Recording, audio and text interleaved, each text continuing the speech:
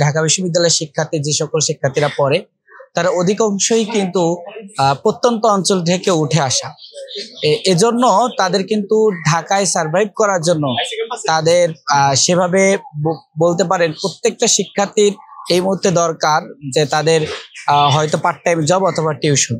এজন্য আমি প্রত্যেক শিক্ষার্থীর জন্য বিশেষ করে আমি যে ইশতেহারটি ঘোষণা করেছি, প্রথম ইশতেহার হলো যে আমি মিনিমাম যে 1500 শিক্ষার্থী, এক বছরে মিনিমাম 1500 শিক্ষার্থীকে পার্ট টাইম জব অথবা টিউশনের ব্যবস্থা করে দিব। আর নির্বাচন তো নিয়ে আপনারা দেখছেন ইতিমধ্যে অনেক তাল বানা হয়েছে, অনেক অনেক কি বলা যেতে পারে, আমরা অনেক হ্যারাসমেন্টের শিকার হয়েছি এবং আমাদের বিরুদ্ধে, বিশেষ করে আমাদের নির্দিষ্ট একটি প্যানেলের বিরুদ্ধে সবাই আর কি যৌথভাবে যে প্রোপাগান্ডা চালিয়েছে এবং স্পেসিফিক ভাবে আমাদেরকে আক্রমণ করা হচ্ছে, সাইবার বুলিং বলেন সেটা করা হচ্ছে। এই জায়গা থেকে যে নির্বাচনের যে পরিবেশ আমরা কিন্তু সেটা এখনো দেখতে পাচ্ছি না।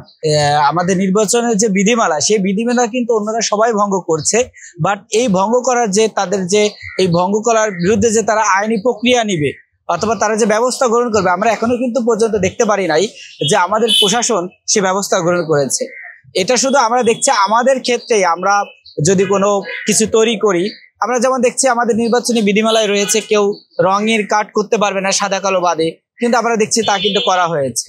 এজন্য এছাড়াও যে আমাদেরকে পারস্পরিক যে মানে কি বলে যে পারস্পরিক যে অভিযোগ করা কিংবা একজন আরেকজনকে অপমানিত করা, একজনকে মিথ্যা দোষারোপ করা, সাইবার বুলিং করা, এটা কিন্তু এখনো মানে চলতেছে আর কি, রানিং রয়েছে।